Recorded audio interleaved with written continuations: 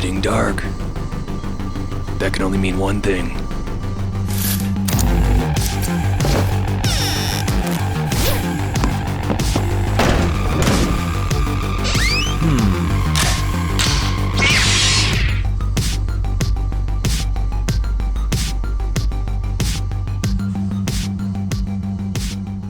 There's division in the country, folks. The CIA's rebranding. Croatia's about to go the way of Atlantis, falling into the sea. Good guys with guns. Freaking audio makers building cars, smartphones, stuff. We got it all tonight, guys. It's the Omega Dudes podcast, episode 10. Episode 10. So like, subscribe, get down there in the comment section and do your thing. All right, rock it, guys. Let us know what you think. Good, bad, ugly. We want to hear it all. Chris, Chaz, what's new, boys? Oh man, not too much. It has been a very uneventful 2021 so far, and by uneventful, I mean I can't even listen to that with a straight face. Yeah, 2021 has had a rough of a start as putting like diesel in a dragster or something. I mean, it has been just tripping over feet constantly. Yeah. So, yeah, interesting. If your metric for eventful is, say, roving gangs of cannibals just hunting people in the streets, then maybe it hasn't been eventful, but it is only midway through January. Yeah, so if roving gangs of cannibals were a 10 and Care Bears were a 0, we're probably at about 8 right now. So we're up there. I was going to say 25. Man, okay. Yeah, we're starting it We're out. using different scales here, man. I just, it's funny because so many people thought that like 2021 New Year, like what we were talking about before, New Year's, it's this clean break, separates the old from the new. It's going to be a complete switch around and about face. And instead of that 180, we pulled the old 360 and just kept on marching. So, and here I was bitching and preaching to everybody and smacking them down and telling them, no, it's just a state of mind. Yeah. It's just a number. It doesn't matter. Right. I don't know. I don't think it was just like hold my beer. Yeah. Actually, I don't think it's a 360. I think it was like a 1080, really, because it was just like, because now I'm dizzy. I'm still spinning so much. It's kind of like a high diver doing a double flip and then hitting his head on the board before he falls spiraling to the pool. That's about what it was. What was that guy's name? Sean White steer. Greg Louganis. Yeah. Ooh, like that. Anywho, much. Yeah, we're there. But hey, that's why you're here, is to get a little bit of release, get a little bit away from it. Let's talk about what's going on. Yeah, or what you're not hearing in the news. Yeah, let's try and get away from the COVID, the Capitol, the Trump impeachment. That's just all that stuff. Let's go the opposite direction for a while. So please. I got something that you guys might find interesting, and unfortunately, I haven't had a second to test it out yet. But I was reading about the new iPhone iOS 14.3 update. Not specifically looking for anything, and I wasn't really even looking at like any official like literature about it. It just happened to come up a feature from this. Apparently, they're instituting a feature for FaceTime. Once again, an iOS 14.3 update, which I just installed, but it finally finished right before we started this show, where when you're FaceTiming with somebody, it has this algorithm AI type thing in there where it doesn't matter which way your eyes are looking, they're always going to be looking at that camera. So I really want to test this out. And I think what I'm going to do is record some stuff for next time so we can show, because think of all the creepy things you could do. I mean, just that dead stare, you could be moving your head back and forth and your eyes are just deadlocked the entire time. I'm really interested. I'm having flashbacks to last episode with Pornhub and OnlyFans. Oh man, with that eyeliner, that was pretty sweet though, you have to admit. Yeah. I thought it was, but hey. I think that okay. So, man, that. Well, I don't know, dude, because it's like I downloaded the new update for that, and Okay. my phone slowed down so much. Oh, really? I don't know if it was because of the update or what, but everything is so much slower. My 5G slower. It's harder to connect Wi-Fi. okay. Well, first, it slowed everything down. No, it's not the 5G that's slower. It's the 5G that's making you perceive things slower because you're actually developing a brain tumor slash nanobot implant from the 5G signal. So that's just the government. People. Yeah, that is correct. You're getting taken over essentially. So that's your fault. We tried to warn you. Yeah, but no. I want to test it out. I don't know. Hey, maybe Chaz, you and I, after this, we can FaceTime each other and see if we can dead stare. We'll have a staring contest. With you'll always win the staring contest. It'll be a draw every time. It'll be whoever's phone dies first, which will be a long time because it's, especially Chaz will win because he's got the new iPhone. Well, but Chaz will lose because he doesn't have a charger. I do. It's plugged in right now. Finally got one. Hey, I did. Another thing I'll throw out there, hold on real quick, with for you specifically, Chaz, because you have the iPhone 12. What do you have, the 12, or is there a 12 Pro? I don't know, but I think it's just the 12 series in general. I can't remember if it was specifically the Pro or the 12s. The iOS 14.3 update also adds Apple RAW for photos, so you can take RAW photos with it, which is kind of cool. iPhones have always had the ability to shoot RAW photos. I'll explain what RAW photos are in a second, okay? They've had the ability for a while, at least for as long as I can remember, but now I guess Apple has its own. I don't know if it's like a ProRes derivative or what, but what RAW is, so with your photos, this is kind of creepy.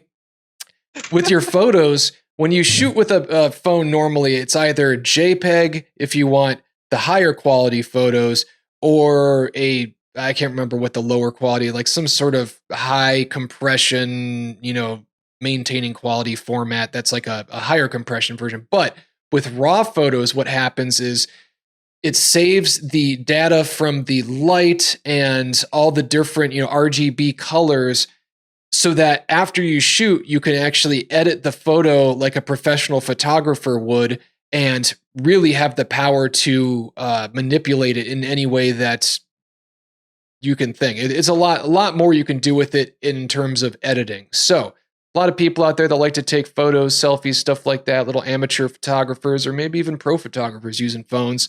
Cool feature. So I throw that out there. Yeah. I mean, I'll say this: the video and the photos that you can take with the thing are awesome. Yeah, it's been a step up. My mom got an iPhone 12, and that's actually the camera that we used to take that picture of me standing in front of that house with all those Christmas blow-ups, because mine couldn't shoot in the dark nearly as well, and hers actually looked great. So pretty cool that you can get that kind of quality out of a cell phone nowadays. I've got to say, pretty impressed. So Parrish, you've been having a staring contest with yourself for the past 5 minutes. I just wanted to try something out, and so we'll look at it in post, and we can just delete it in post if it doesn't go. But I wanted to see, what's that going to look like? The always staring at you into the camera. So just while y'all were chatting the last couple minutes, I was just trying it out to see exactly if it's every bit as creepy as it seems. But what you were doing though was just like straight dead stare. I mean, no movement at all. What the iPhone thing, at least from what it said, is that no matter which way your eyes move or your head kind of moves, your eyes will stay. So I'm assuming if you move your head, it will be like one of these situations where it's like. I did a couple of these. I pulled a couple of these right here. Okay, there you go. I didn't see that. I just saw that end, like the final countdown where you just full face framed stare. I into your soul. Creepily for a long time. I'm just trying to make people as uncomfortable as possible. I had to not look at your frame while I was explaining all of the raw stuff because I knew I was going to lose my train of thought. That's how weird that is. My wife tells me that all the time. I completely lost track of what we were talking. It's like I saw him doing the stare thing, so I started doing it too, and I was like, "Shit, Chris is talking. I should probably pay attention. He's explaining that thing I was going to ask about." Yeah, I should That would be weaponize that rude. more often. Yeah, it's just Anyway. cool that cell phone technology. I mean, we already talked about the M1 processor in a previous episode, but that cell phone technology is really kind of trailblazing as far as computer technology in general in a lot of ways. It's like I know we were talking the other day about how there hasn't been any real huge technological advances or anything, and since the initial smartphone came out, but it's right. like we got that, and now we got. I was watching the Consumer Electronics Show for 2021, and they got the new. It's like a rolling smartphone. Oh yeah. Like the old timey like Roman scrolls that you open up or whatever. It's basically the phone rolls into itself. So like you can be sitting and watching a video and like the screen will expand. And then it collapses on itself. And so that rolls like how does it work? Like actually it's mechanized on the inside. So it's like you hit these buttons and then like the top part will pop out and the bottom part will pop out. And the screen will literally double its size without changing the quality of the video. That's cool. That's what I think about. Two things come to mind when I think about that. One, that the fact that technology was kind of announced back in the day. I want to say like 2006, 7, something like that. It was mid 2000s or so when OLED tech was first starting to, kind of be played around with. And I know that was one of the things that they talked about was that someday they'll have, TVs that will actually be rollable, just monitors in general, which is cool because for one, Harry Potter movies are going to save a lot in terms of 3D animators with all their little like newspapers with like the people, the photos that move and stuff, because now they can just have rollable screens that look like newspapers. And two, they already had the foldable phones, and I saw a lot of bad reviews on those about like after a week's worth of use, there's already kind of like creases down the middle. Did they say anything about that, Chaz, in your research? I didn't see anything on that or say anything on that.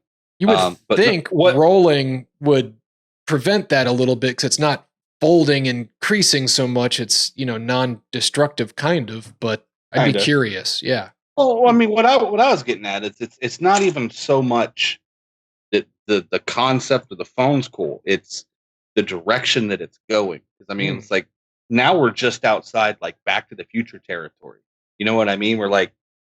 They've got the window blinds that you pull down in their TV screens and stuff, and it's just like, okay, we're at the cusp of that now. Yeah, it's like we're just before having all the Tony Stark technology where he's throwing stuff up on the walls and stuff, and you can already do that with your phones to your TV. Yeah, with like the AR and stuff like that too. Yeah, with all the tracking that they have, but it's cool. Think about like school kids.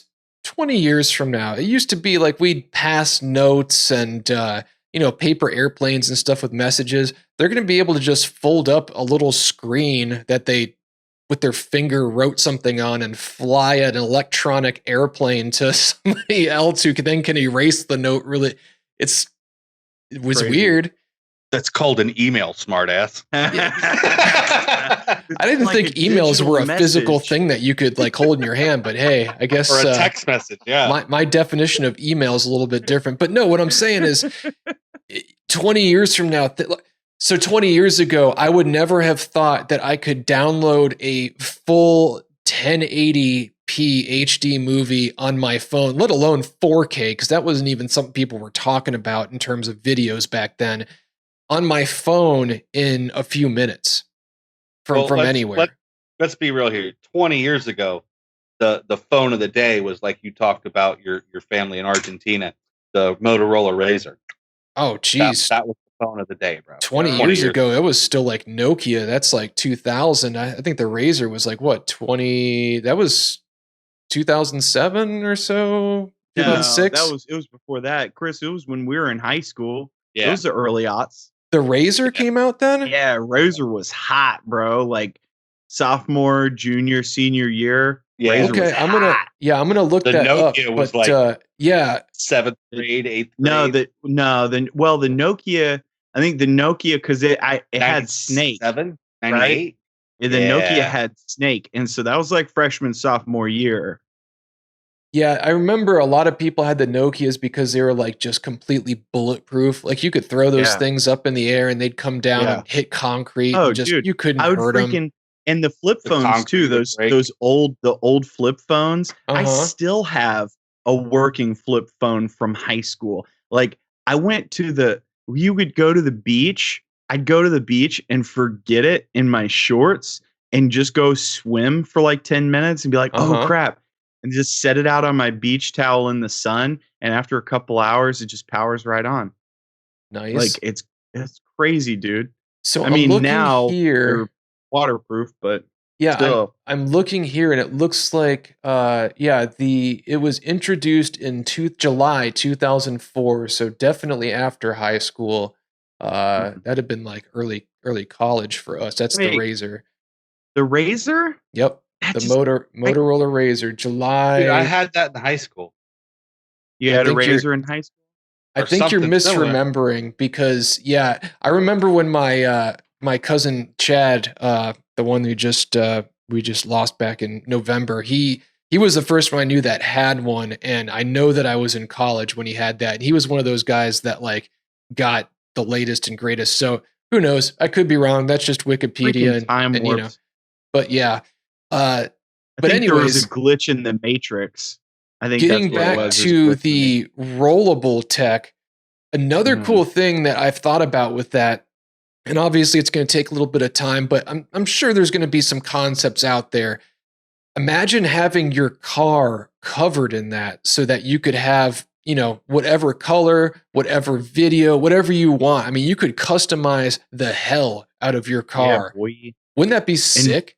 And make it or do like didn't they do that in one of the James Bond movies? Like invisible or whatever, make like it with cameras invisible, or yeah. something. That'd be cool too. Yeah.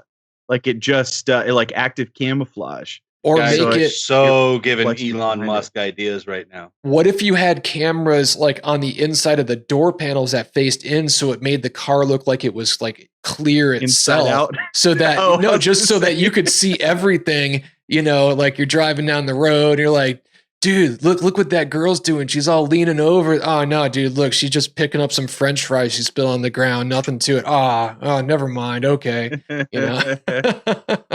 It'd be kind of Well, cool though. But then. Yeah. But then I could also see that going completely like 1984 and that being a requirement so that police can see exactly what you're doing at all Oh my times. Could you Yeah, imagine? that's true. Yeah, that's true. Give them a chance that they would do it too. So Yeah. maybe that wouldn't be a great idea. Right. Yeah. Let's You guys need scratch to that. keep your mouths shut. We're gonna Yeah, censor yeah. that. Yeah. We're just gonna change and on the not on that note, I don't know. On the note of technology with things, all the everything progressing and stuff. I'm gonna Mhm. do what one of the things that I do best, and that is bring it back down. We've advanced, we're going really advanced, we're looking into the future. I'm gonna bring it back down to something a little bit simpler, and that is instead of taking technology to the next level, just creating another option for technology. Options are wonderful. It's what drives our country. Is We got having a lot of lots options of already. What type of get outta option here. could come You out got- that would be different? I'm talking big You gotta picture. I'm elaborate. talking, you got two options, man. You can go with Apple or you can go with Android, right? And used to be Apple. able to You're go talking with about in BlackBerry. terms of phones. Yeah. Okay. Yeah. Yeah, There's yeah, other like ones. Operating systems.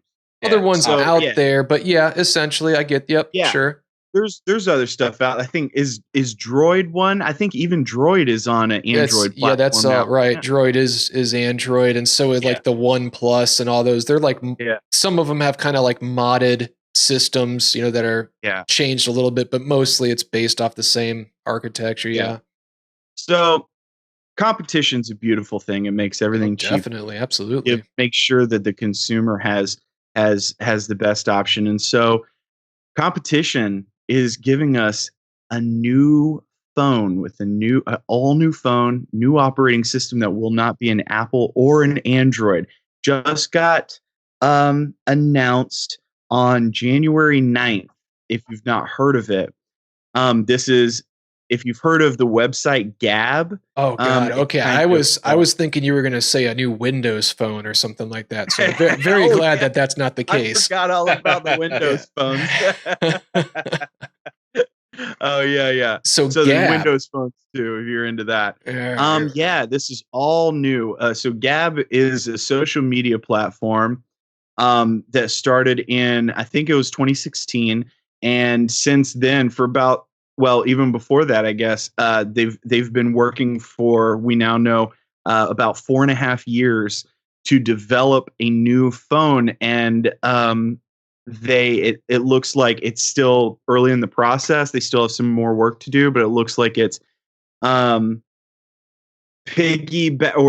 I will say capitalizing on all of the tech censorship stuff that's been in the news lately, with Apple and Google dealing with the app and social media website Parler. And so the CEO of Gab is big into freedom of speech and freedom from government and things like that. And so he's announced this. We don't have an opening date or anything. There's no dates on it yet, but that's coming down the pipe too.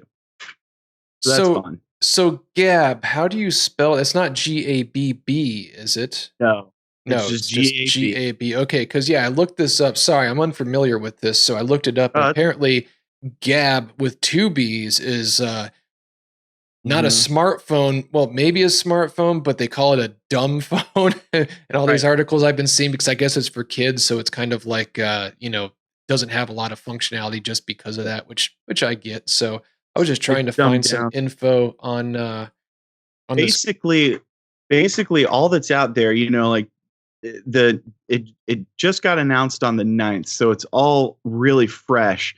And basically, the only thing we have to go on is this little teaser announcement from the CEO of Gab.com, Andrew Torba. So he came out. I'll do it in my my movie announcer voice. Okay. If your business is built on the backs of Silicon Valley tyrants, Apple, Google, et al., they can and will attempt to destroy you, and if you become a threat to their interests. They did this to Gab, then Fortnite, now Parler. Terrible content of all kinds is available on Twitter and Facebook. Everyone on the planet knows this fact, yet both companies are on both app stores. Apple banning Parler is not the neutral implementation of some objective standard, but rather a cynical, politically motivated gesture and evidence of Silicon Valley elite's disdain for ordinary Americans. The solution, as always, is not government.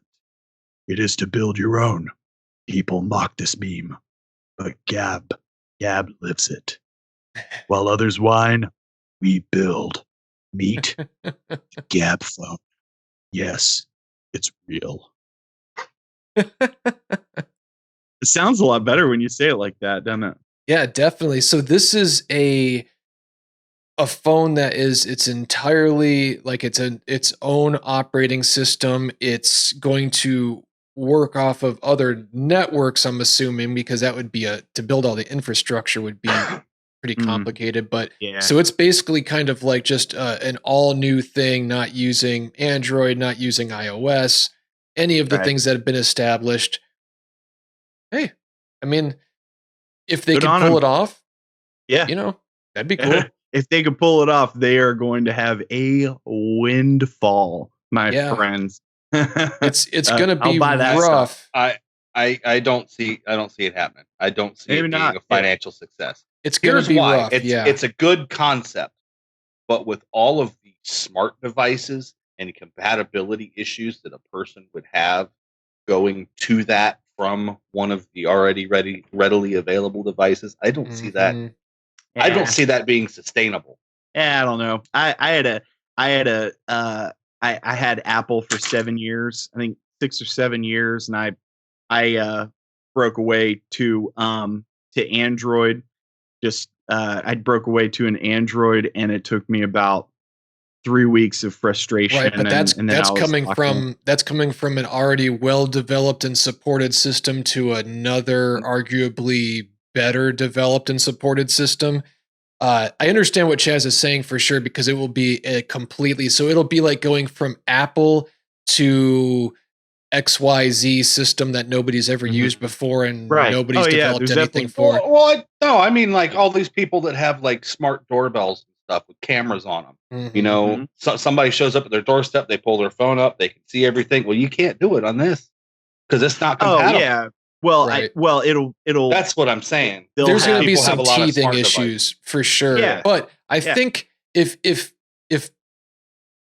I dare say the word parlor has been any indication, the allure of not having everything monitored and everything babysat by the parent company seems to be big, at least in this country. So maybe people will throw caution to the wind and just go for it just because of that. So yeah, I can see, as things trend in culture, I can definitely see. I mean, I wouldn't necessarily say that I think that it's going this way, but I can see, the next trend of the like cultural winds blowing towards people being more cautious about their information, and looking at security in that. I think see, it's already gone there. I think that it's been there for a while with the tech elite, the people that really know how to drive computers and really are aware of what's going on out there. Like you're not even the Edward Snowdens of the world, but the people that are like between him and normal guys like us, because there's already a lot of infrastructure and technology out there that's pretty cool, available. So I think it's going to start kind of going that way. Not everybody, but I think more and more a certain class of people will start going that way. The people that care about, the ones that are already using VPNs now and things like that. Probably gamers and stuff like that as well. So yeah, I could see that. It'll be interesting. Let's see what happens with it. Interesting. Yep. Yeah. So cool, speaking of other electronics manufacturers, Sony didn't release a phone, but they have a car, an electric car. Sony is going to be making an electric car. Yeah, no kidding. So right? We'll see. Please your phone. tell me. Oh, that's cute. That's cute. You've got a new phone. We're building a car. Please tell me the steering wheel's a PlayStation controller. That would be awesome. It would be sweet if it were. Hold on one second. I'm actually going to pull up some pictures here, but let me check out the new Sony car.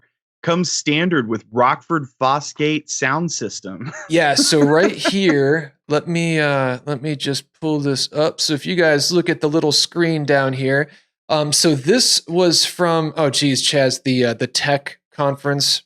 What is I'm drawing a blank. Where you just got Consumer Electronics Show? Yes, exactly. CES. Yep. So that's where this was previewed or whatever for the first time. There was a prototype that they'd done before, but now they're actually moving forward with it. It's called the Vision S. It's an electric car. If you look at the picture here, it's actually pretty sweet. I don't know if I sent you guys these pictures, so I'll do that while I'm talking about it, just so you can see what I'm talking about as well. But so there's some really cool features with it. If you look at the dashboard, you can see that it's got kind of like a panoramic of all just screens, so everything is electronic, which is pretty sweet. Even the little console thing where you normally have like, your CD player or air conditioning controls or all that stuff, that's even a screen. Yeah. Pretty elegant little setup, in my opinion. So that's the interior of it. And then here's this picture right here. That's the one that they're actually doing road tests in Europe with now. One of the things to note, it looks like it's got active camouflage. it actually does, because this isn't like the final car. It's kind of like, when any manufacturer has a new car that, they always do that. So photographers can't really take pictures and see all the details, whatever. It doesn't really work that well, but it looks like a cross between a Tesla and a Scion. Yeah, I was going to say the Scion TCs. The front end kind of reminds me of a Sunfire. I'm not going to lie, just like the headlights and everything. I was going to say Pontiac Sunfire. Yeah, that's kind of what it reminds me of, or like the Cavalier or whatever. But I just mean like the top section, how it's all black. Yeah, with everything else, it reminds me of that Scion TC. Yeah, definitely. Which isn't too bad of a look. But so a couple of sprinkle a little Tesla into it. Right. A couple of cool things that it has going for it. There's not too much on specs or anything that I could find yet, obviously, because this is still kind of like not it's prototype, it went from concept to prototype where they're testing it and everything, so it's not a full production car yet, but they have the mirrors, for example, are like camera pods, which unfortunately, come to find out, is something that doesn't fly in the U.S. It doesn't meet the U.S. regulations for, I guess, just mirrors or whatever. But it basically is, instead of having mirrors, it's just got cameras, so you can see everything on your displays, which is pretty sweet, in my opinion. U.S. needs to get with the times because that's a cool feature. But regardless of all that, Apple announced its electric car and is predicting like 2024 or something like that. We'll already be on Mars by then, and maybe they can Elon release Musk will be laughing at him. Yeah, maybe they can release the Apple car alongside the Apple TV, the Apple television that they've been promising. That's correct. That Apple television actually seemed pretty cool in theory, but after the Mac Pro came out with its $1,000 monitor stand, just the stand, I don't know that I'd be able to afford that one. That's probably for those the Elon Musks of the world. It's like they're designing stuff for each other's CEOs. But I just think it's cool that Sony's making a car. I think that's cool. That's cool. I mean, it's kind of like Apple. It has making 5G. Yeah, well, right. So as more specs start to roll out on this thing, we'll bring you some updates with it. But yeah, it's something to look forward to. And Sony, for the most part, makes some pretty cool stuff. They're not known for garbage, put it that way. Some of their stuff that comes out isn't always tested all the way. It might have some issues, but there's been some cool stuff that have come from Sony. So I'm looking forward to it. And I like a little bit of competition in the market, so I'll just say that. Yeah, sorry, I'm nerding out a little bit right now. So you mentioned that. Go for it. I've been reading up on it. It has facial recognition software.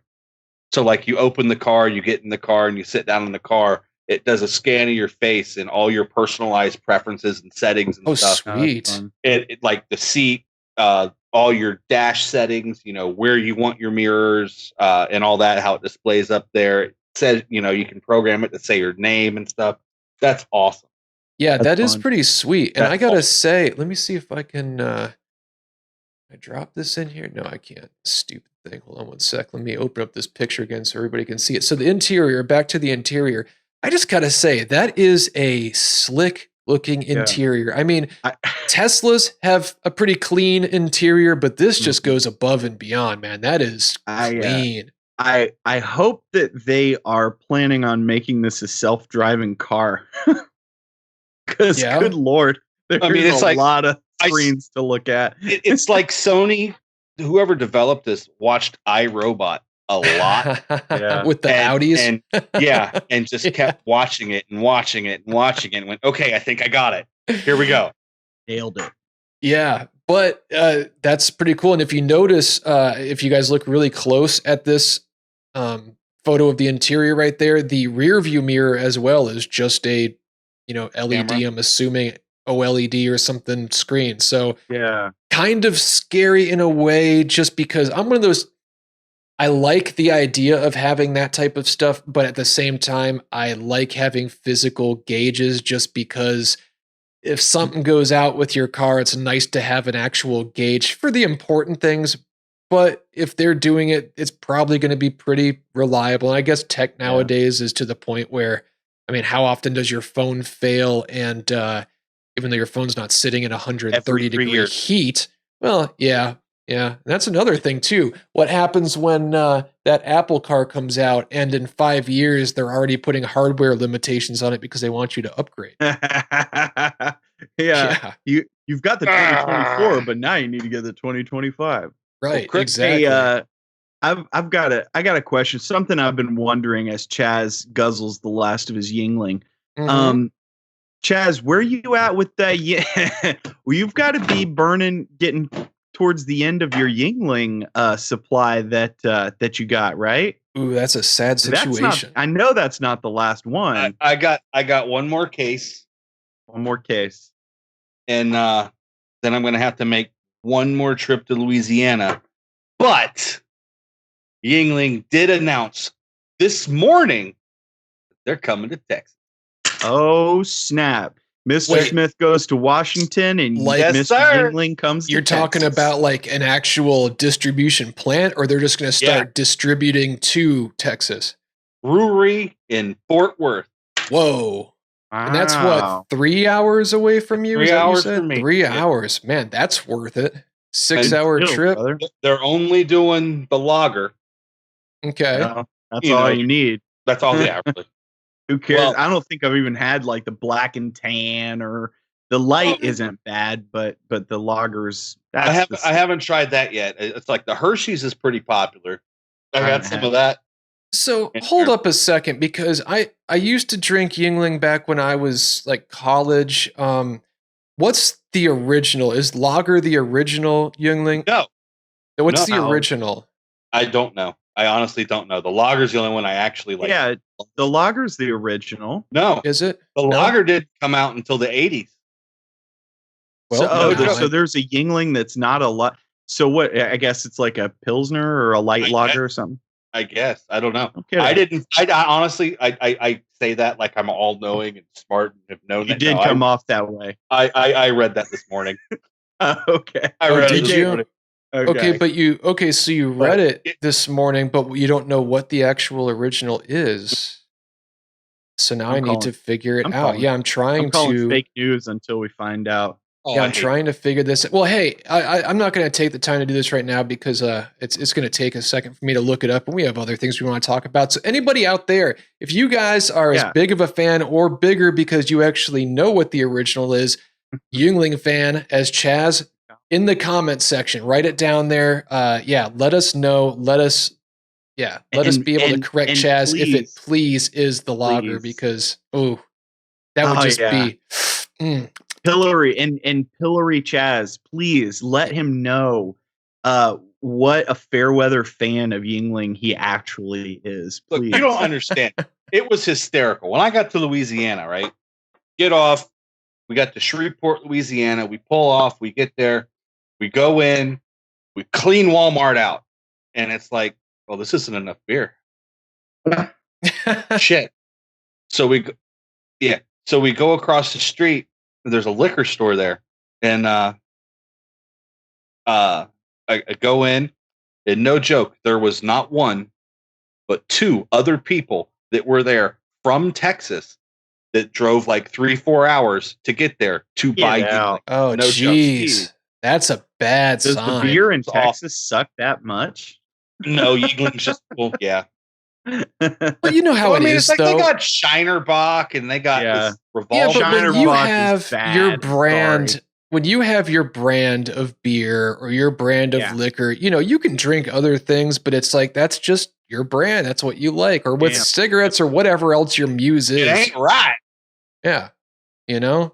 It's like having a Marlboro Reds 100 guy only be able to smoke Virginia Slims. It's just, you can do it, but it ain't right. It ain't right.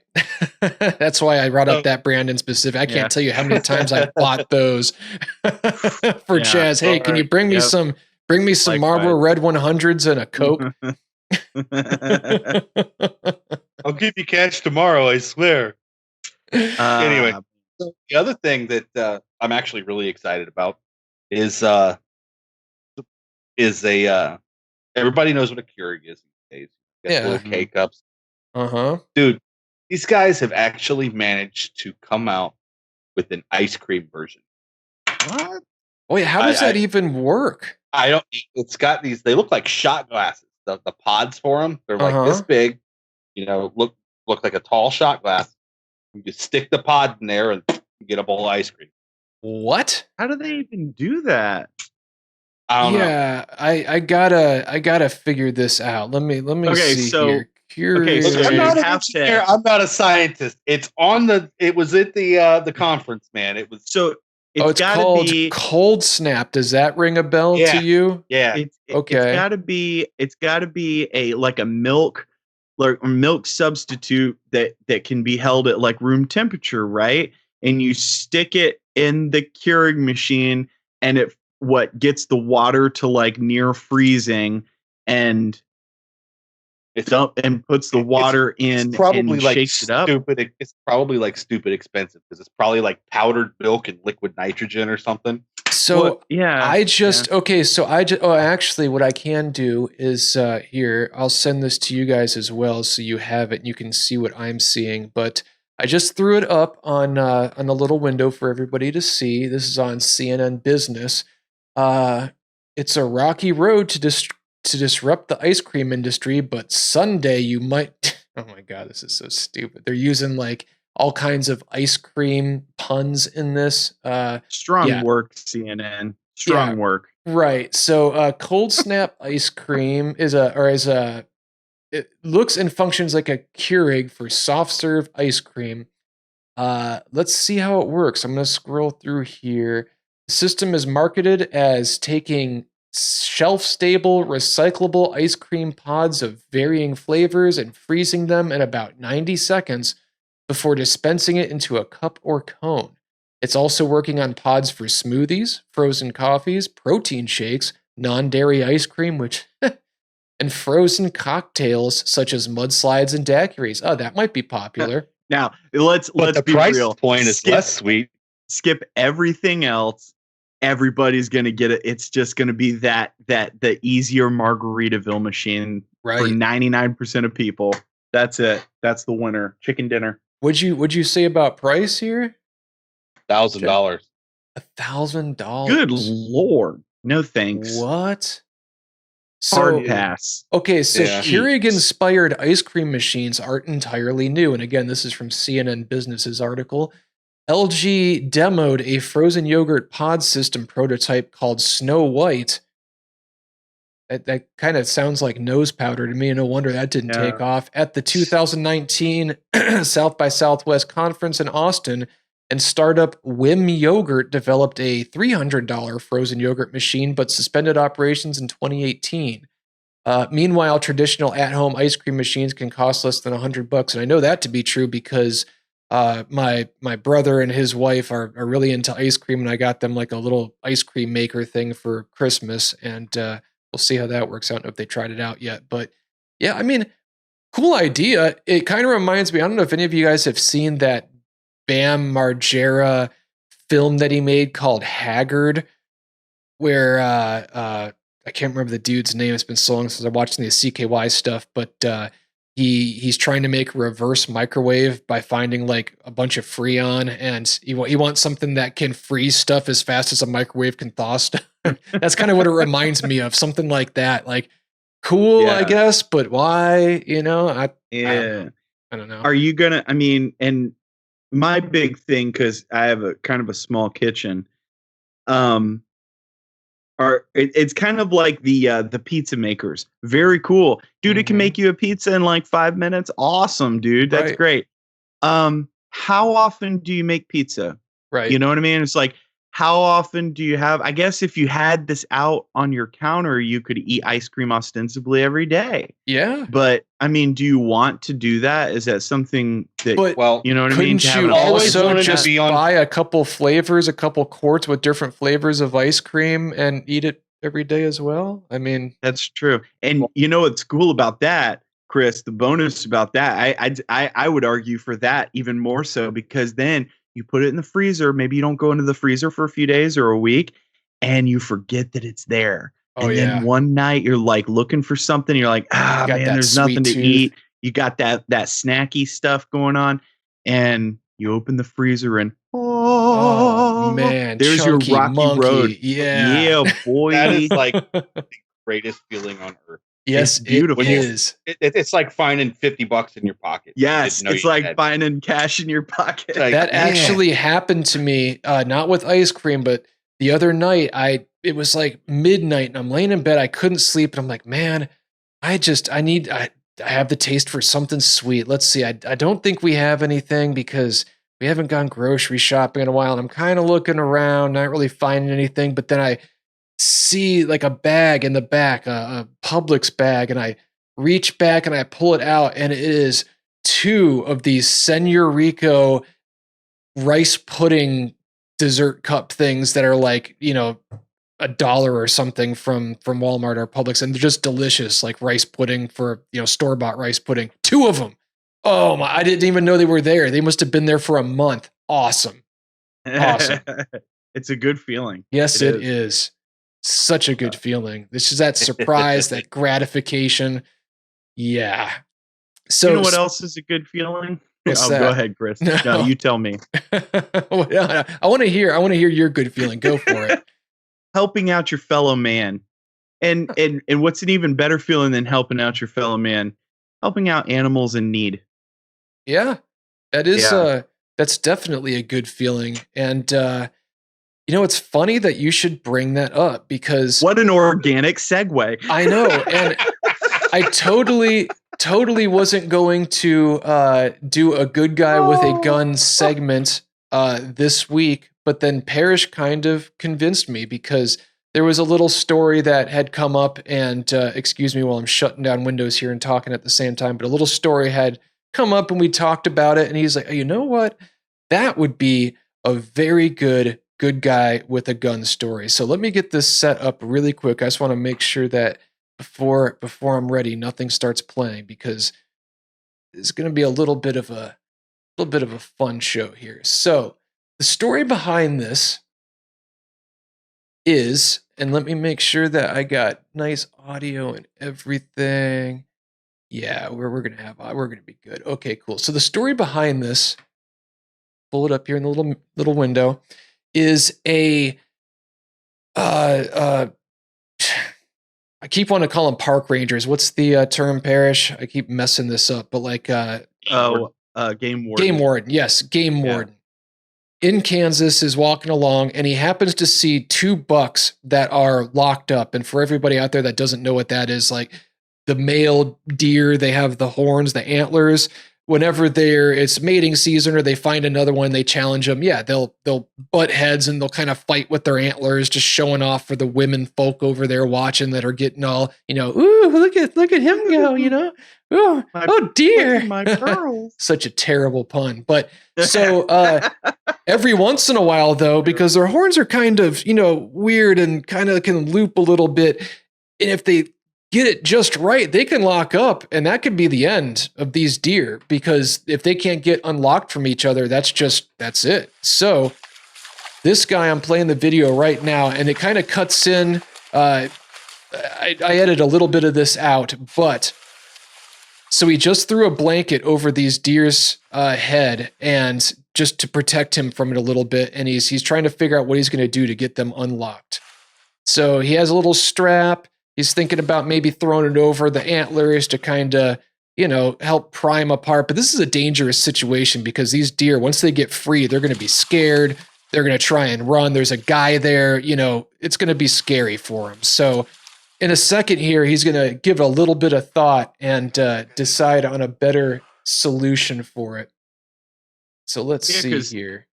And people have been attacked and like severely hurt by bucks, right, during like rut, because they get super aggressive and territorial. Yep. Okay, so right here, he pulls out his sidearm.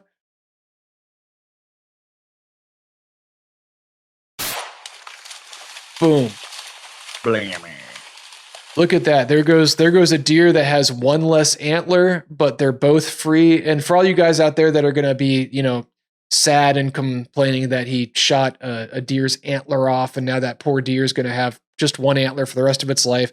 They lose their antlers every season, and they grow them back, so it's not a big deal. He saved their lives basically in a very, very great shot, I gotta say. To be able to hit that, because they're not just standing perfectly still. I mean, they kind of are, but they're moving a little bit. He doesn't want to get too close, because once they get free, they're going to go taking off and tearing the hell out of there. So let's watch it one more time. I'm going to get right to where he pulls out the gun.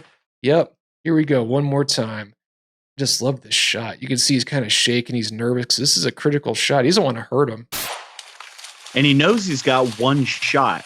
Yep. That's the other thing. As soon as that pop, they're going to freak and run. So he's got to make it count the first time. Which is exactly what happened. If you were watching, and you guys can find that. Just look, Kansas game Warden is that. I'm terrible at remembering that tonight for some reason, but Kansas game warden shoots deer antler, then you'll find tons of videos about it on Facebook. But good on that guy, because so many things could have gone wrong. Perfect training, perfect control, just great decision making all around. And that just goes to show you that a good guy with a gun is not necessarily someone that's defending himself or herself, their family, or others in need. It could be something as simple as that. Saving wildlife, helping out a lesser animal in need. So good for him. Yep. Good for him. Yep. Good on you, bud. But speaking of good for people, there's a great opportunity that has made itself available. Not really made itself available, but made itself more I'll just cut to the chase. The CIA has updated their website. Okay. And I'm actually going to pull this up while we're talking about this, because it's just kind of funny. So the CIA website used to look like any other government website. It's kind of bland. It's kind of boring, but now, oh my gosh, is it just decked out to market towards millennials, and I would say even those Gen Zers coming up. Like, they have all kinds of cool graphics, and where's the quote? Let me see if I can find that quote. That's probably my favorite quote. Let's see. Find your calling. Let's see. Yes, here it is. From the moment my college mentor said you could write for the president within your first 6 months if you worked for the CIA, I knew I wanted the responsibility. Yeah, because people just say that. That's something that I would say. Yeah, come on. So I was like, about this job, but then they said, hey, you could write for the president someday. Like, president. Oh my gosh. Let's do it. Yeah, I would totally love to meet Mike Pence for a day.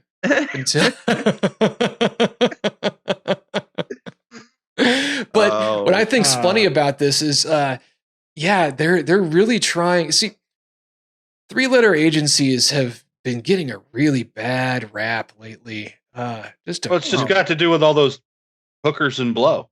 Yeah, and just, I mean, okay, and the ATF as well. The ATF they've just been, well, very assholey lately. That's pretty much the only way to say it. And it's just funny to see this, to me, because the marketing, the hard sell is so targeted and is so blatantly obvious that it's almost pathetic, in my opinion. I don't know. Let us know in the comments what you think about this. It's a government website. Yeah. It's a government organization. It's a government website. Right. It's supposed to be vanilla. It's not supposed to look like, like Taco Bell, live Moss, work Moss, apply today. You know what I mean? Like, there's let's roll this back a bit. I'm going to play devil's advocate here, because at the same time, I mean, we've been making fun of these 3-letter agencies for a couple of weeks now, and much longer in my case. Yeah. Oh yeah. On camera the last couple of weeks. I made so much fun of one 3-letter agency that they changed from ATF to BATFE just to avoid it. I call them what I'm getting at is at least they're trying to do something to attract a better quality employee. You know, maybe it'll work, and maybe we'll get a better quality organization compared to what we've experienced lately from the FBI. We'll get a better quality of infringement on our rights. Yeah. So, and I don't know that I necessarily agree with this, because they say things like college degree required, degree, like not specific degree. So basically, they want you to have a college degree, a bachelor's degree, I'm assuming, but no specific major or focus or whatever. Yeah. So I guess, you could just get like a liberal arts degree and then boom, go work. Right. But it also depends on the field that you're looking into. Because I mean,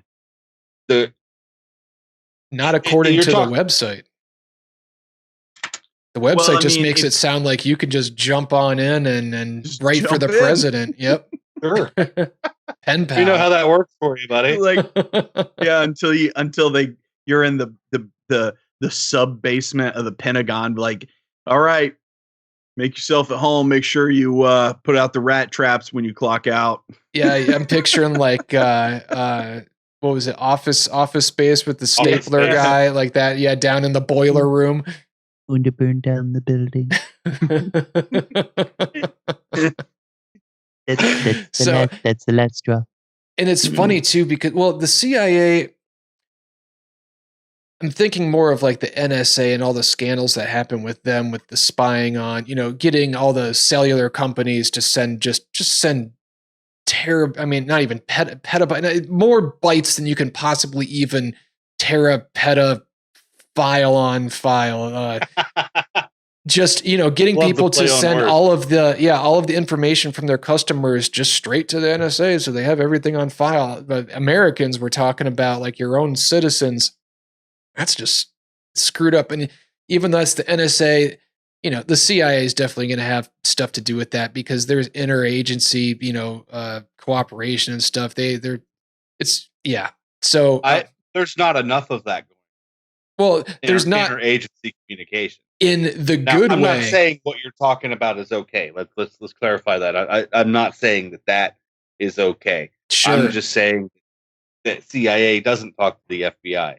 I mean, correct, that type of communication, but in terms of certain resources, and I'm just I don't have verified knowledge of this stuff, but I'd be willing to bet that they have access to certain databases that like the NSA has, like, because it's the Central Intelligence Agency. I would assume, maybe not. I could be completely wrong in terms of communicating about, like things like the whole 9/11 thing, which apparently there was a lot of evidence of the attack possibly coming beforehand, but it was just because they weren't communicating with each other that there was, the slip ups. So. It was a pretty big slip up. Yeah. Pretty substantial. Yeah. Right. And yeah. So Chaz, you actually have a bunch of information on all these. To everybody out there that doesn't know, there's been a lot of earthquakes in Croatia lately. You might not have seen it in the news, because everything the news is about now is either, not really even COVID anymore. It's mostly just impeach Trump and the whole Capitol thing. But there's been other things happening in the world. And one of these, Chaz, go for it. In the last 30 days, there have been 823 earthquakes in Croatia. 823. That's a lot of earthquakes. 30 days. Yeah. In a month. Yeah, they're turning into a Quaker state. I like it. Now let's back it up a little bit. That was so lame. In 2020, it was beautiful, buddy. Yeah, even including those of these earthquakes that happened in the past 30, some of which happened in the past 30 days. In 2020, they only had like 400 earthquakes. Wow. So I mean, there's a pretty significant difference. Yeah, that's now double. Wait, no, that's the entire year you're saying. Yeah. And this is in the past 30 days. So 30 days. Double in the past 30 days. Wow. And yeah, I don't know what's going on, but like yesterday, there's a volcano that went off just a little bit to the west in some Russian province. I don't remember which one it was. But I mean, surely we have reached the end of days, boys. Yeah, it's crazy, man. I mean, you got 800 earthquakes, volcanoes going off, and it's all like in this centralized area, South Europe. There, man. Yeah, that's crazy. What's going on there? Is it on a fault line or something? Two. It's got one goes this way, one goes this way, and then it's just like lots of activity right there. Just going on if you map it out from satellite imagery, it's actually an upside down cross right over Croatia. Chris, stop, Chris. Don't, dude. The conspiracy theorists. Oh my gosh, they're gonna have a field day. Too late. It's Ozzy's summer home. Get out of here. Yeah, right.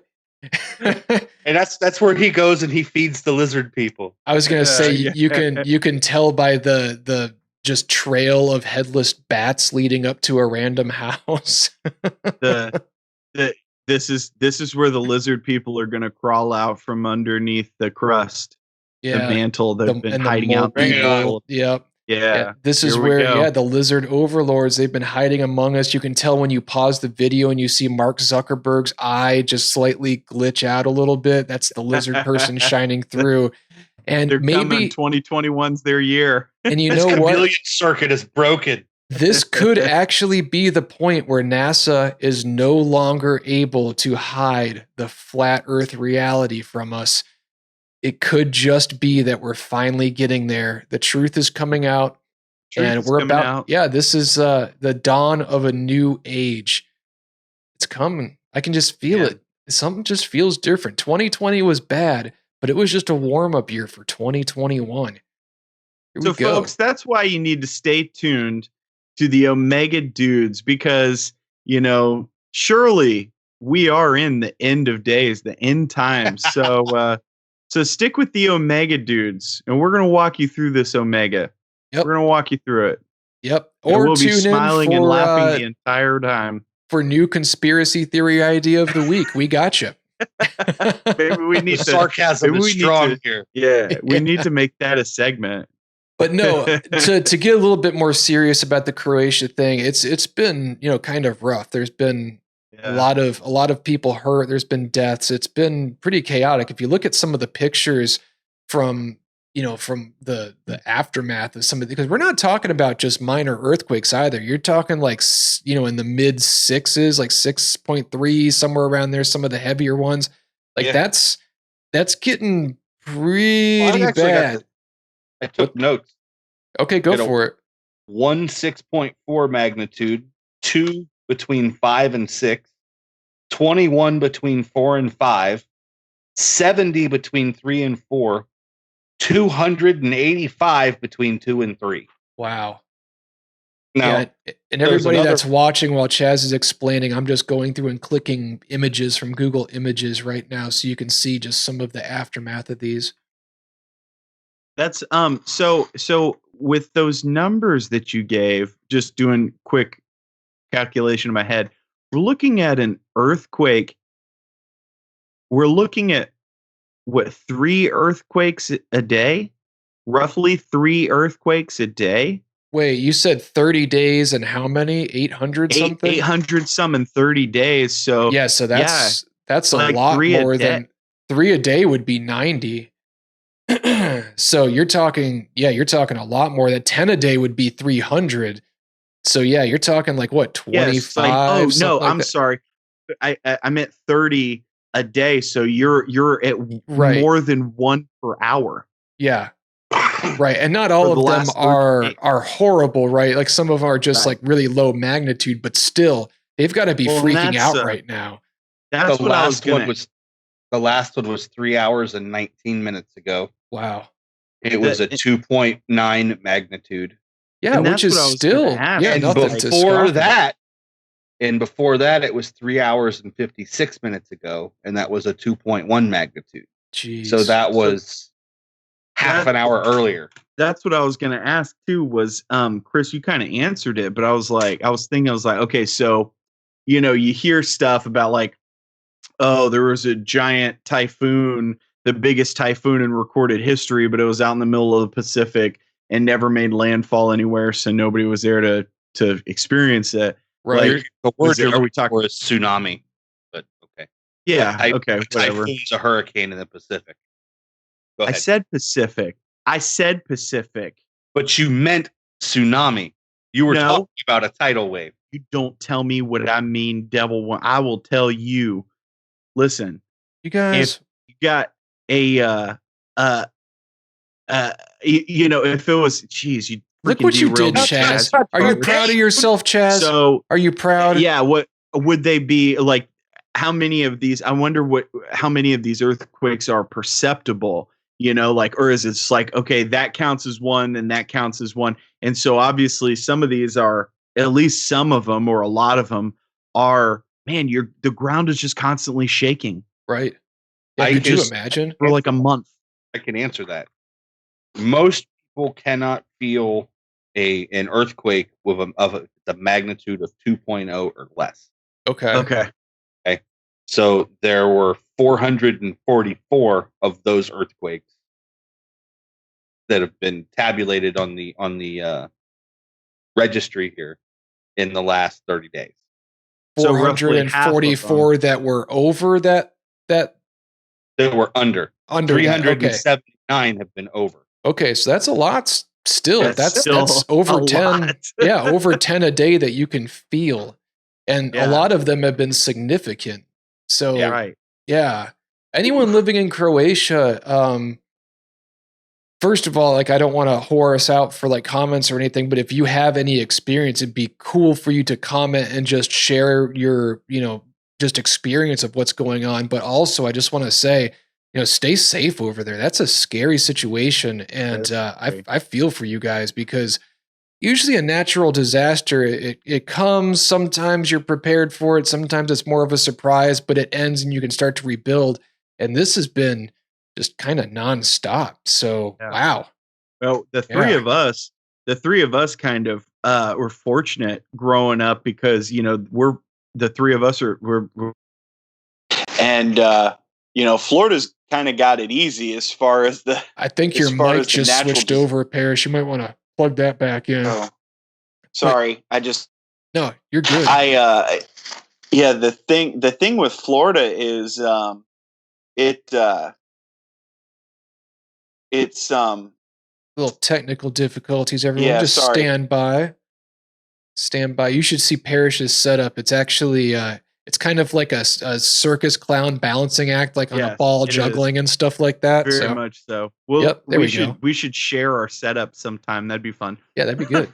But yeah, being from Florida, it's like the big natural disaster down there is hurricanes, which they're coming for like a week in advance. So in most cases you see it coming. You always have at least 24, 40 hours notice. It's not like wildfires or tornadoes or mudslides or tsunamis. So I can't imagine the earth below my feet. I've always wanted to feel it though. I'm good.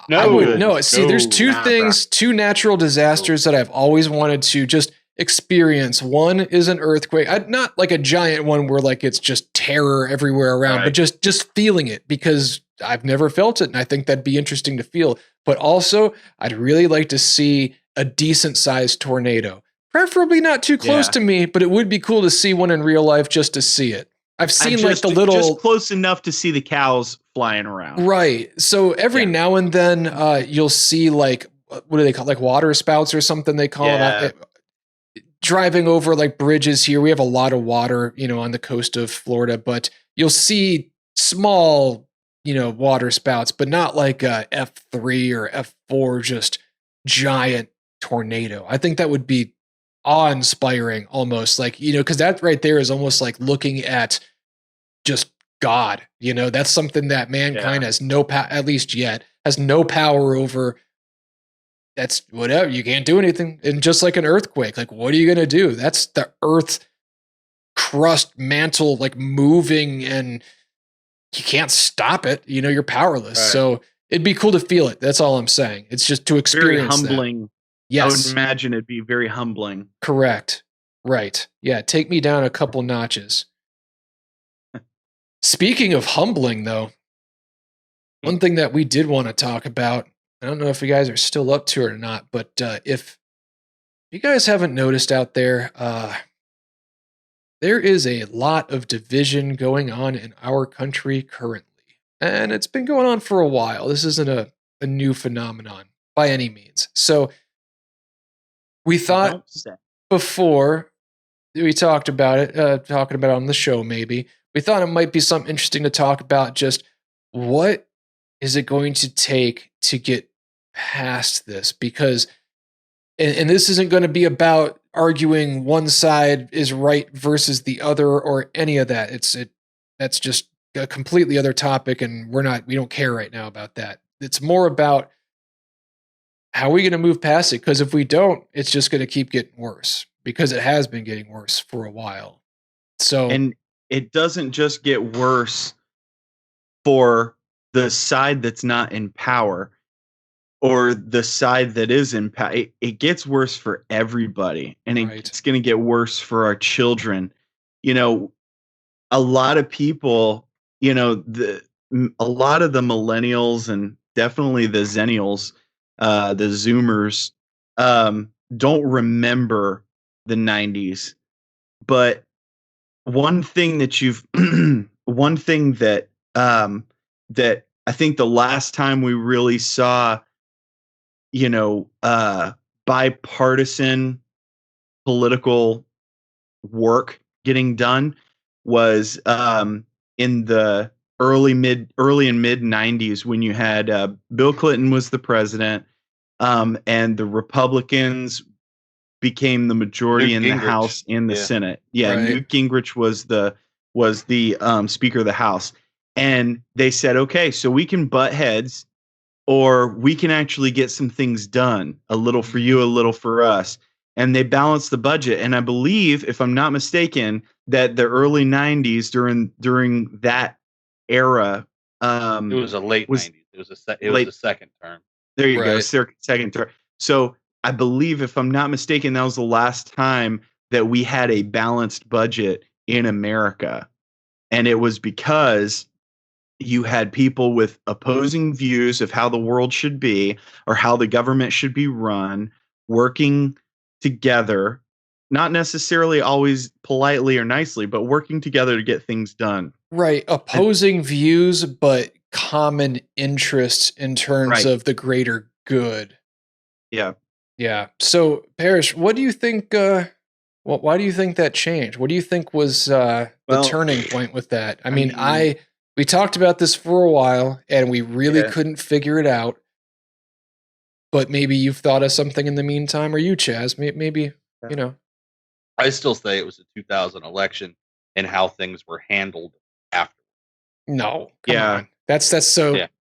Oh, all right. Yeah. Okay. I agree. Well, no, I mean, think about it. You got basically, I demand a recount, this, that, and the other. And instead of addressing the problem and addressing his concerns, and more importantly, the people that voted for Al Gore and all of his supporters, instead of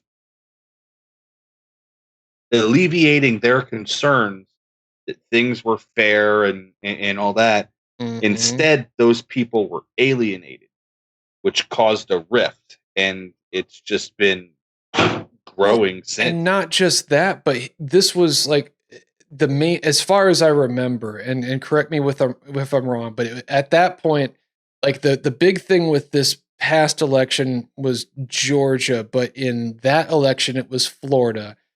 And so the way things happened, if I'm remembering correctly, in Florida back then, is that if there was, the votes were close enough, which I think it was within like hundreds. Like that's how close like it was. 530 votes. Yeah, not thousands, but hundreds. That's how close it was. Then automatically an electronic recount, like where all the machines and everything they were recounted again.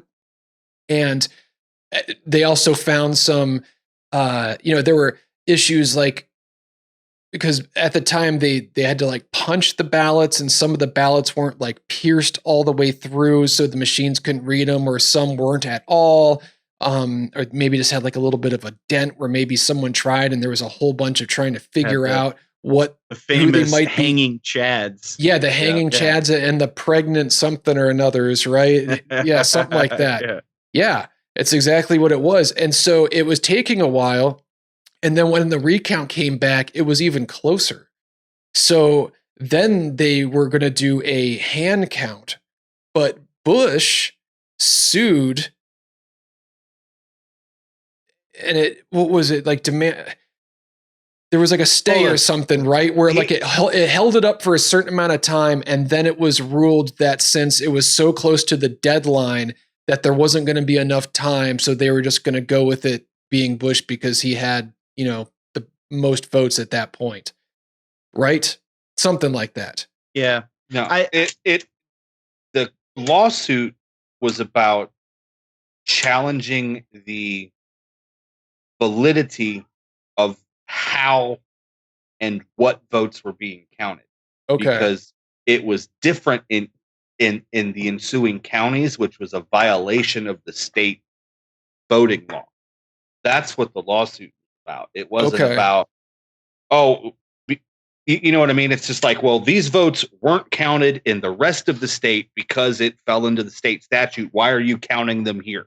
Sure. Yeah. You know what I mean? That's what the lawsuit was about, from what I understand. I think that just to zoom out and see like kind of how did we get here to where we're at today. There's a lot of nuance, and there's been a lot of things out, beyond this that have pushed and pulled. But I think ultimately, a lot of people that voted for Al Gore in 2000 or in 1999 felt like they were cheated. Mm-hmm. Yeah. Out of the 2000 election, they were mad and they didn't forget. And then in September 11th, 2001 happened, and we saw the country come together in a way. We were very polarized, and then we came together after the World Trade Center attacks for a short time. Maybe I'd say maybe a couple years. I think that it was enough for George W. Bush to WMD things, and those issues started. We came together until the next election cycle, when the two parties just went all out started against each other. At each other. I think by the time the end of Bush's second term, it was you had that division again, and people remembered 2000. And I think that, and I'm zooming out again, macro. I think ultimately, Barack Obama was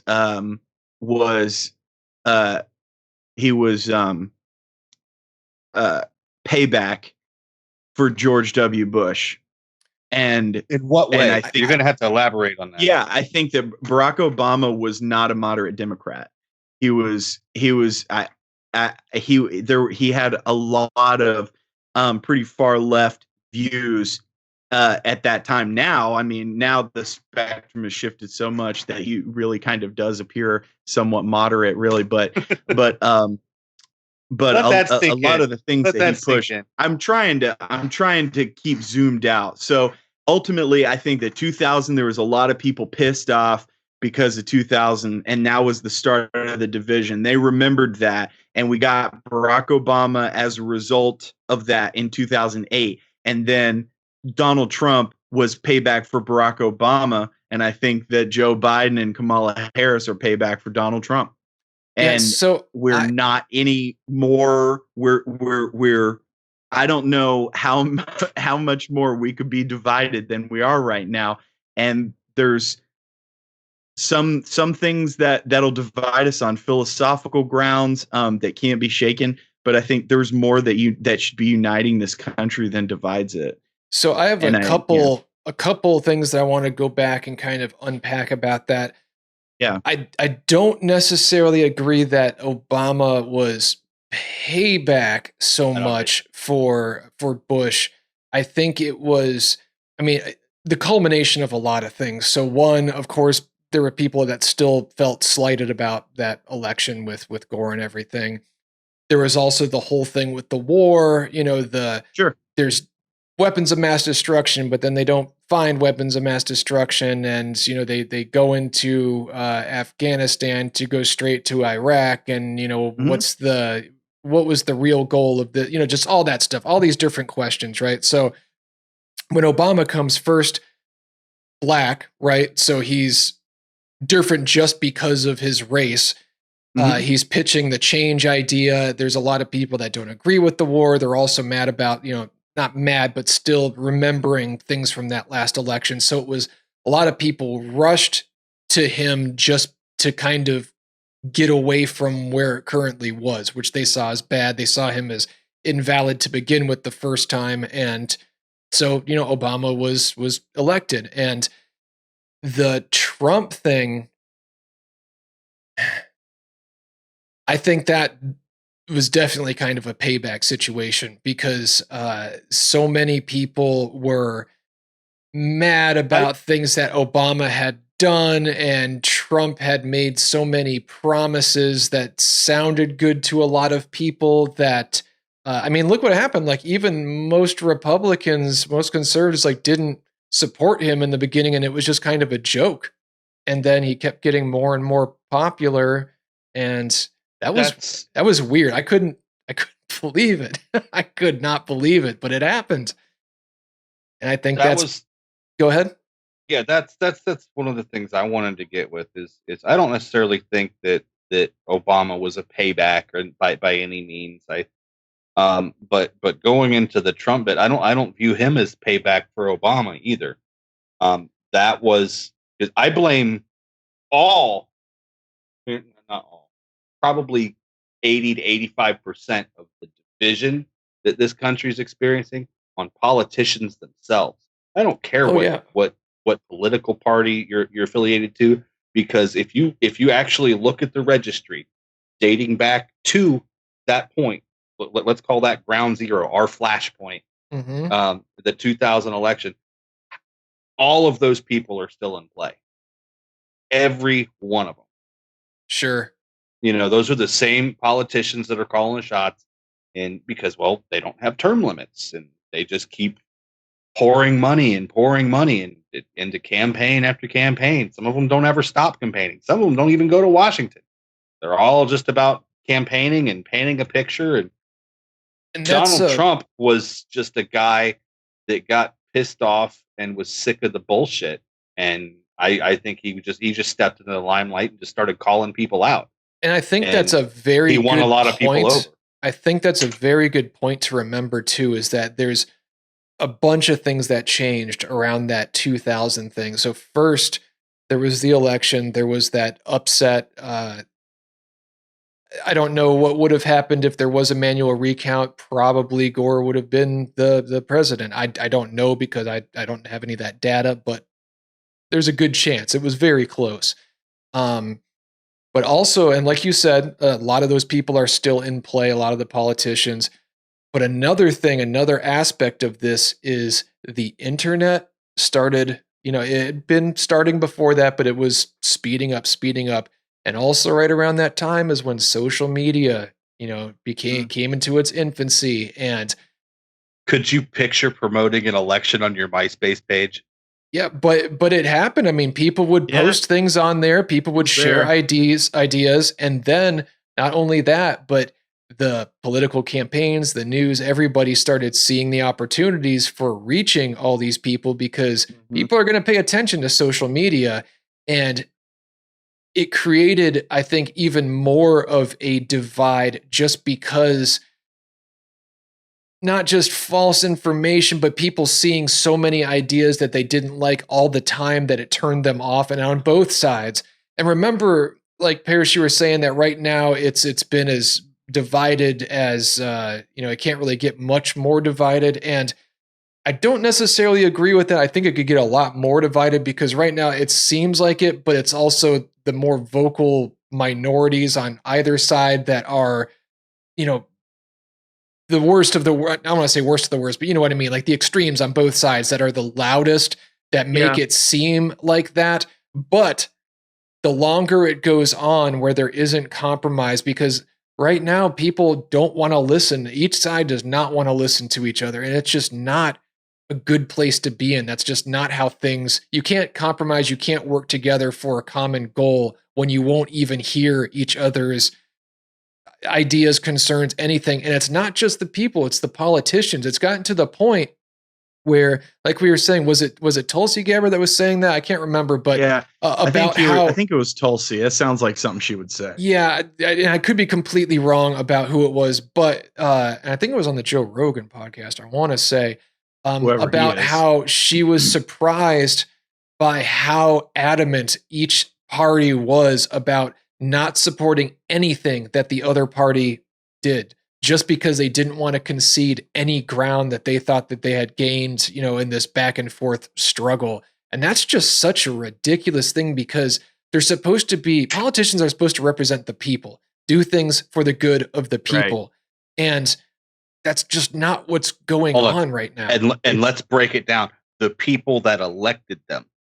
It's not who they feel they should. It's not the people. It's not about the people anymore. It's about the party. Right. And it's not about the people. It's about the party. And so you have the women who have, for example, who have been wearing the pink hats for 4 years, and have really bucked Donald Trump on the grounds that he's a sexist, or that he's sexually abused women and stuff like that. We've heard the stories about that, and a lot of women have taken a hard stance against him with that.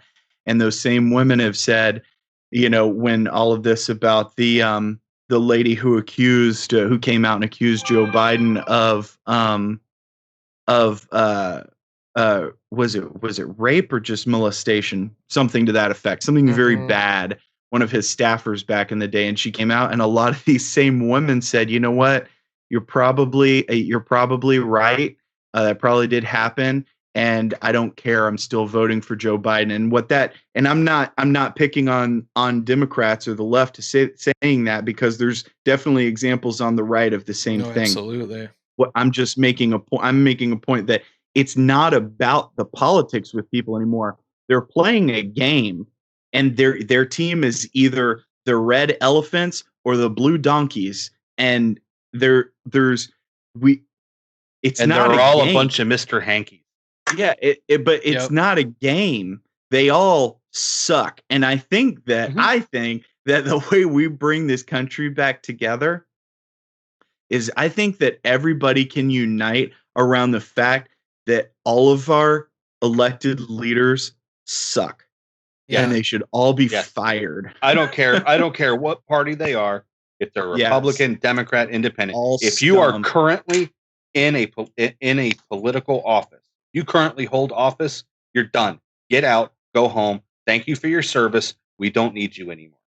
Yeah, I think a good step in that direction would be term limits. I don't know. Absolutely. Yes. 100%. 100%. And then take the control of them being allowed to do that away from them. And then set limits on the types of laws that they're allowed to create. Because I'm sorry, but when you pass a bill or a law or something that's 5,000 pages, it's not anything. Well, Chaz, tell them about the stimulus thing. Right, go for it. Okay, so you got Congress passes the second COVID stimulus. Everybody gets $600. Great, sounds good. $1 billion goes to China. $700 billion goes to Syria. Another I mean, it's that can go on forever. Mm-hmm. But here's the big deal. That was 5,300 pages ish, something like that. Right. But the congressional printer was broken, so the bill was never actually printed out, which means all of those congressmen that voted yes for it didn't actually read the damn. Well, and who would As have if they would have had the time anyway. Yeah, anyways, Exactly. it's not like they're going to release a Spark Notes version of it, but you know But what happens? Oh, go ahead, Parrish. No, go for it. I was going to say that's another big thing. That's another big thing that happens all the time. Is these I don't know what the term is for them. I think maybe pork bills, but where you have, instead of voting on, hey, let's do a stimulus of X amount of money for people for COVID. They say, okay, cool. Well, I've got this donor to my campaign last set that wants to do a study on whatever, or they need this break for this thing, Dude, or I owe this person this favor. And so what they do is they pile in all of this stuff. And one of the things that they're famous for is they'll have these big, huge bills. And one small little minuscule part of the bill is maybe $1 million to the VA, to the Veterans Affairs, but they'll call it the VA, the Veterans Relief Bill, right? And there's stuff for like shrimp on treadmills and all of that we've heard of before, but they'll have this one little bit of it that's money for the VA, and so if any who could vote against that? Right. You hate veterans, and so they use that as a campaign tactic later on if you vote against it. And so they're holding themselves hostage to spend more and more money. I think that another thing that we could all get together on is doing one bill at a time, one item at a time. Period. Oh, well, there's one too thing much on the docket. do. Well, if there's too much to do, maybe y'all should spend more time in freaking DC doing your jobs. No, there's not too much to do. There really isn't. No, there's not. There really isn't. I've actually been trying to think of this. What exactly do they do? Yeah, very little. Other than campaign. I know one thing they do. Everybody in the House and the Senate is a freaking millionaire. How do you have a millionaire on I think it's a $200,000 a year salary? They're all millionaires because they're getting insider trading. They're getting these special favors. We need to follow that money and start auditing every single one of these people every freaking year. Yeah. Why do they go overseas? I don't understand that.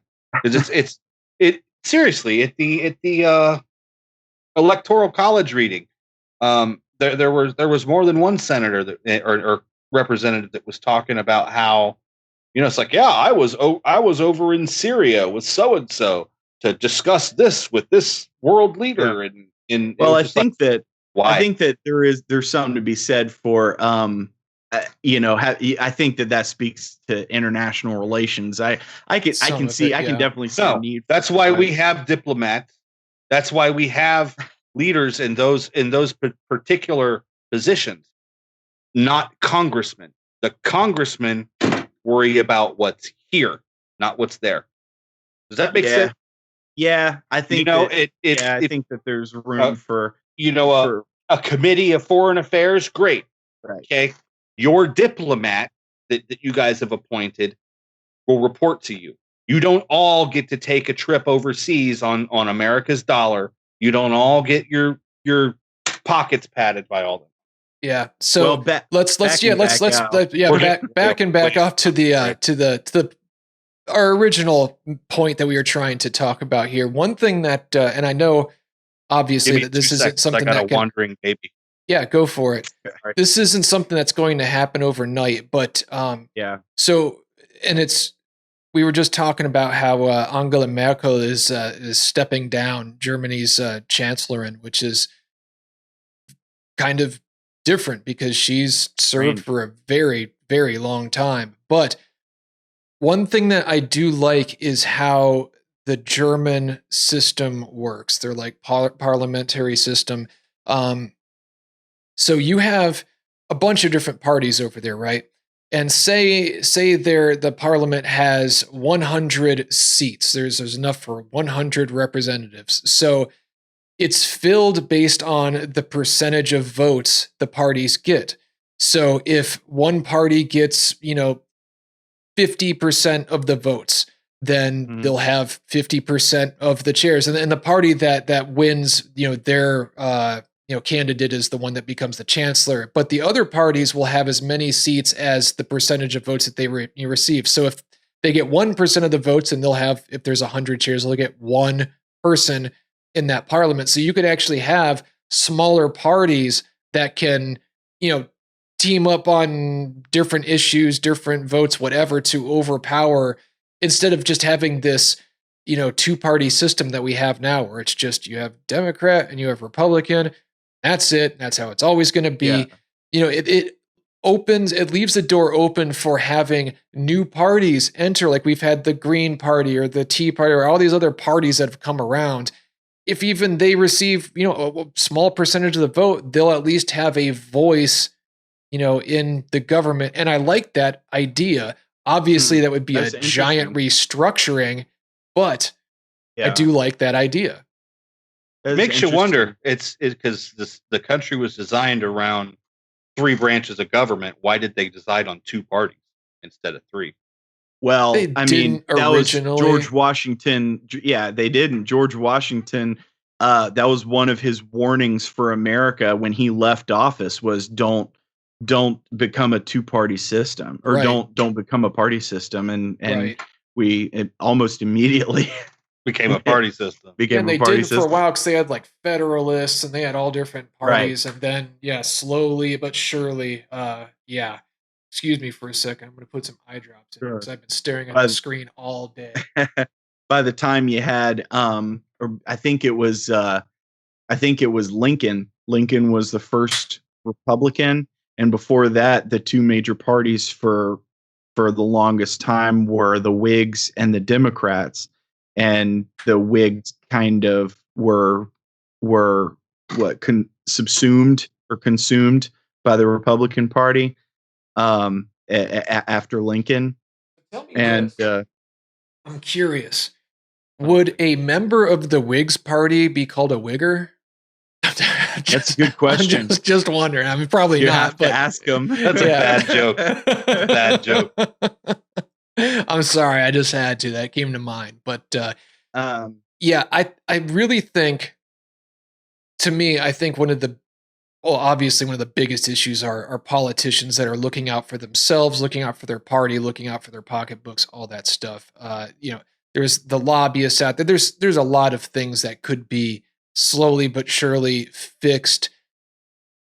But I think a major problem that could be fixed quicker is that of social media and the way that, look at the whole thing with the Cambridge Analytica, and just, it's such a vulnerability for a country that you could have. Think about foreign actors getting involved in that, like running disinformation campaigns or whatever, to just create, unrest or anger, certain people. It's a vulnerability, I think, in our country as well. And people are so quick to believe whatever they see someone posting on the internet. And so often it's not the whole truth. Especially when it props up their side of the argument. Yes, absolutely. That confirmation bias. And I think how many times been guilty of that? Oh yeah, we all have. Here's one from just this week. How many times has someone shared an article with you about a specific topic that it's like, oh my God, and then you actually go back and look at it and realize that it's 3 years old. Oh yeah, right. Or how many times has someone shared an article with you, like, oh yeah, check this out, and it's actually, the headline is just clickbait, and it's actually nothing about what they're talking about. Right. But they didn't read it either. And if there's one thing I can say that I do respect Twitter for, is that with articles on their, and I've never actually tested this functionality, but I just saw like an email or something where they were talking about it. But if you go to share an article, it'll come up with a little like just warning that says, read the article before you share it, because the headline doesn't tell the whole story. So I think that's a good thing because a lot of people read headlines but it doesn't do that for everything. Oh, I don't know. I just saw that and I think that's a good idea. So I don't know the specifics of it, but I think that's a good idea. Yeah. If it's across the board, right. I think that's a good idea just as a quick PSA, a quick public safety announcement. Like whenever anybody posts a link, it says, "Are you sure you want to post this?" It's important that you read the article and be aware, so that you're not spreading gossip or fake news or something. And it's not like what YouTube does. Hey, we're not allowed to use that phrase anymore. Well, fake news that was out with 2020. Yeah. That's Goodbye. Right. You're out of here. Retired that one. But it's much better than the YouTube version of it, where it just posts a disclaimer under the video, so people are watching all these videos. It's trying to nip it in the bud, and it's not saying necessarily. And I don't know, Chaz, you might be looking it up now on what articles, if there's any bias or whatever. Which I'm assuming there probably might be a little bit, but the idea of that's good. Just telling people to read the article, and what would be even better is check the sources, because that's something I see all the time. Some statistics or some facts or some whatever, and then when you look at where it's coming from, it's just some a site that is not reputable whatsoever, and it's like, come on, guys, just check sources. Right. Or the site doesn't have, their one thing that I've seen a lot of is sites and even large news organizations, they'll quote another news organization that quoted another news organization that quoted another news organization. And so like 5 or 6 news organizations down the line, you've got someone who is an activist and not a journalist writing an article that's quoted and then quoted and then quoted and then quoted, and then all of a sudden Don Lemon's saying it on CNN at 10 o'clock at night or whenever he's on. You know what I mean? So that, or Sean Hannity or what have you. So it's and so that's kind of ultimately I think government we can unite around the government sucks, and they should all be fired, every single one of them. And we can unite around social media. It has become cancerous to the social fabric of our society, and we need to either drastically change it or leave it. You know what else I would like to see too?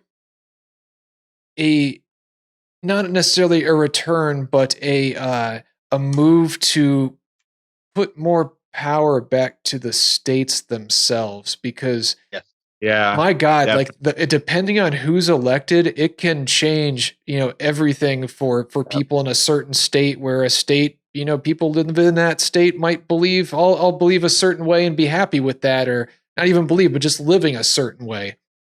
And the executive order stuff is one of the things that has come into fashion. And it's so bad. George W. Bush did a bunch of executive disorders. executive orders. Barack Obama did a bunch of executive orders. Donald Trump did a bunch of executive orders. And I